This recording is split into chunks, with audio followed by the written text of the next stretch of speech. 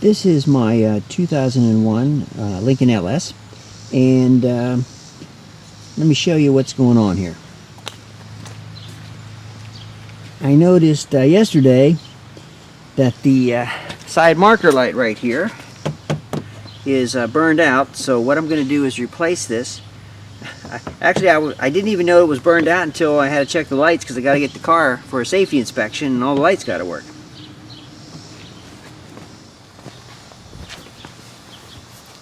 To get this marker fixture out, all you have to do is take a screwdriver, and it actually pries out from this side, because there's, I believe there's a hook in there that is holding it in. So let's just pry it out a bit. There it comes. Pull it out, and you see that there's this little metal tab that slides into this thing and holds it in place. To get the bulb out, just twist the fixture counterclockwise. There's the bulb, and it just pulls straight out just like that. So let me get the new bulb and put it in.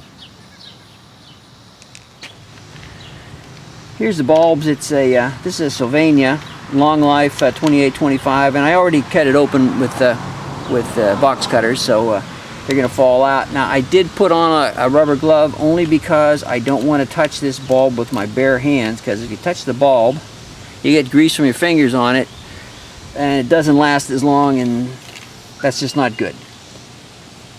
So all you do is you take the bulb, slide it in the slot here. There you go, just like that. And you could test it, but I'm pretty sure it's gonna work. So I take this, line it up, turn it clockwise to click back in.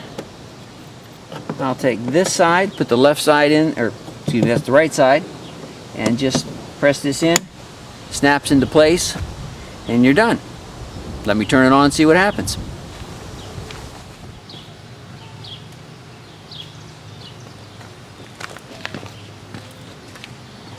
And it works. I can pass inspection tomorrow then. Hope this was helpful.